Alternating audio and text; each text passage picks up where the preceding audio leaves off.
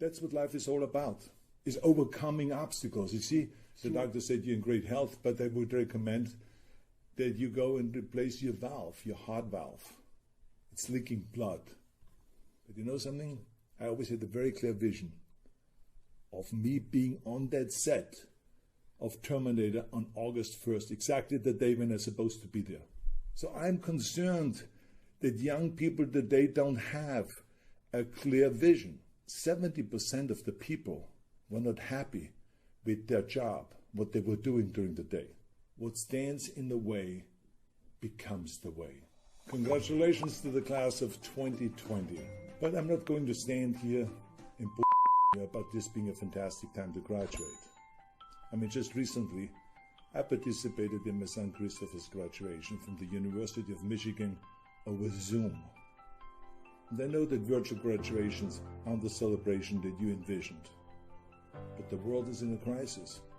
This coronavirus is unbelievable. But no matter how much damage this coronavirus does around the globe, let me be clear. Coronavirus can't erase your success. No way. But life is messier than an Instagram feed. That's clear.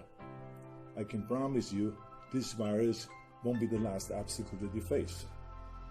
But it can help you prepare for the next one.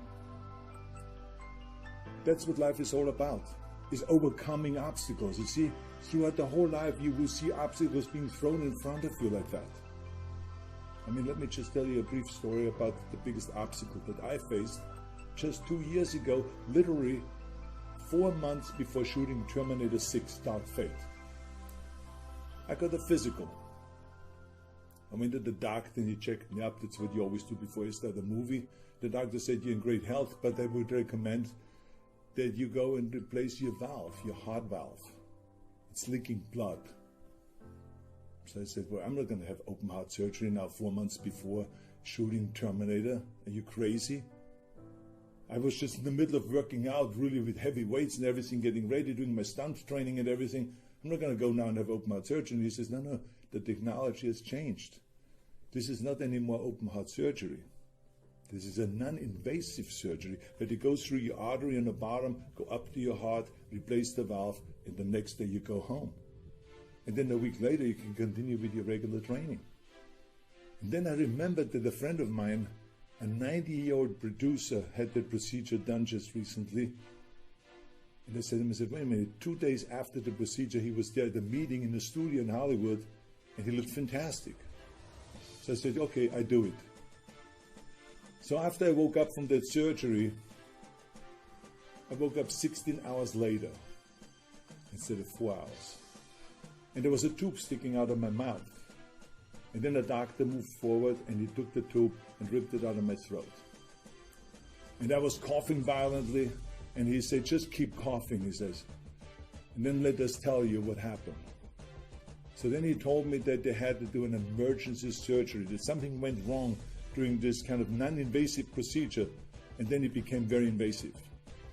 They said that they broke through the heart wall and there was internal bleeding, and I could have died if they didn't open up my sternum and then do open heart surgery. So imagine, a day before I was in the hospital, I was training really hard for Terminator 6, and now all of a sudden he's telling me that they were saving my life. Then he goes on and he says, you're not out of the woods yet. There's another danger. There's still patients in our heart unit here that after heart surgery pass away, die because, not because of the heart surgery, but because of the lung. They get pneumonia. So we are really worried about you getting pneumonia. He says the only way you can really protect yourself is to do breathing exercises. Here's a plastic tube, breathe into that all the time throughout the whole day, and then start walking, get up and walk around with the walker. Now all of a sudden I had to go and make myself get out of the bed and start walking with that walker. I did the first 10 steps like an old man. It was unbelievable, but I tell you one thing, my usual principles worked. Because I was visualizing right away that I'm going to be on the date, August 1st, I will be on a set and I will be shooting Terminator. And I will be doing my fight scenes and everything that it requires. That's what I was shooting for. So I started declaring little victories. After I did the first 500 steps with the walker, I declared victory. After I had an appetite again, to eat normal, I declared victory. Then I was discharged to go home, out of the hospital finally, and finally I could train again with the light weights. Then I did train with heavier weights. But you know something? I always had a very clear vision of me being on that set of Terminator on August 1st, exactly the day when I was supposed to be there. A very clear vision, and I concentrated on that vision, and everything that I did, my walking and my breathing exercises and the weightlifting and everything like this, was going towards that vision to make that a reality. So, sure enough, comes August 1st, I'm there in Budapest on a set of Terminator 6 and battling it out with the new Terminator, the more sophisticated Terminator, the Rev 9. We had the fight scene, kicking each other and punching each other and rolling around and falling down the steps and on and on and on. It was the most wild kind of a fight scene than you can imagine. We did this for 2 days. The director, Tim Miller, came up to me after these 2 days and said to me, says, Arnold, you're a machine. I said, no, I'm just back. Now the reason why I'm telling you all this is because no matter how successful you are, life will throw obstacles in your path. Like it was with my heart surgery, or like with your graduation now.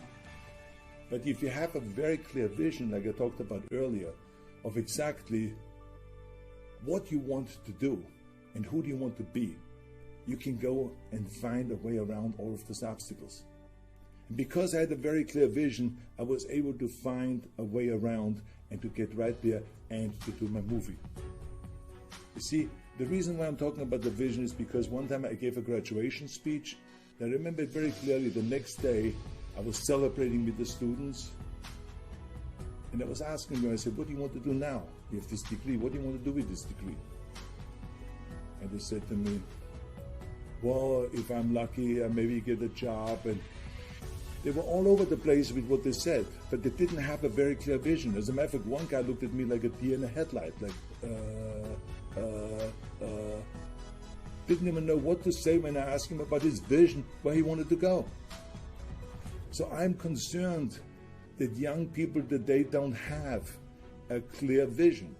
And that's a real problem because, you see, in America, we did a poll, and 70% of the people were not happy with their job, what they were doing during the day or at night. Now think about that. 70% of the people are not happy with their work. Every day they go to work, they're not happy. That is a terrible statistic. I don't want you to be part of that statistic. This is why it is so important to have a vision. If you know your vision, your working will be fun. You see, when you have a vision, then it's not a grind anymore to go towards your vision and the work that you're doing. And this is why people ask me all the time, I said, Arnold, we saw you in Pumping Iron, and we saw you smiling all the time and being happy.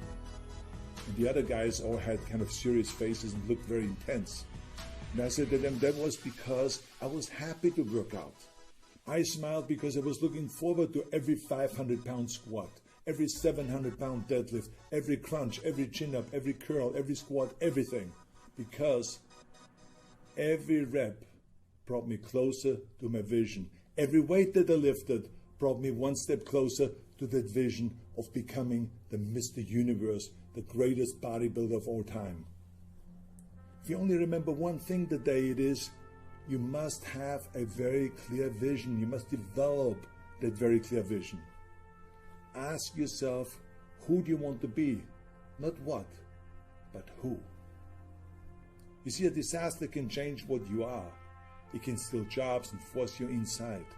But it is who you are that rises in the face of adversity. And Marcus Aurelius, who was the great emperor in the Gladiator movie and is one of the greatest minds among the Roman emperors, he said, what stands in the way becomes the way.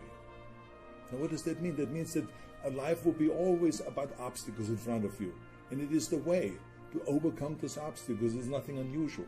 That's the way it is. So when you know your vision, every setback, every stepping stone, every struggle, all resistance builds your inner strength, builds your character, makes you strong as a person. You see, your mind is no different than your body. I mean, I could be doing curls like this with no weights all day long, nothing will happen to my arm. But as soon as I put a weight into my hand and there is a resistance, now the bicep will respond and it will grow, it will get bigger, it will pump up, and the arms will get stronger. The same is true with the mind. Embrace the climb towards your vision and not just the selfie that you take at the top, because the climb is what makes you grow and build who you want to be. You can ask any mountain climber that has climbed Mount Everest. They would tell you that it was the climb up to the top, to the peak, that was the learning experience. That was the thing that they will remember, not just standing up there on top at that peak and doing their selfie, and take the photograph, and then have to turn around again right away so they make it down before it gets dark. It's the climb. And think back over the last 4 years. I mean, the struggle that you went through to get this degree now. The all-nighters before the test. The essays that required 2 pots of coffee. The study groups that you put together. And you came together to study together and struggle together. Those are the things that you will remember. Not just this degree. You are celebrating the journey today. Not just a piece of paper that you hang on the wall. This is nothing. I mean, we all have those pieces of papers. But, I mean, let's be honest. This celebration, by the way, is not the end. Yes, it is the end of this particular chapter, but it is the beginning of your next climb. It is time to celebrate now, be in the moment, enjoy it, go all out. Yes, of course. But tomorrow, when this is all over, it is time to start developing your vision, and it's time to start climbing towards that vision. Thank you very much, all of you, for listening. God bless America, and God bless all of you around the globe. Hasta la vista.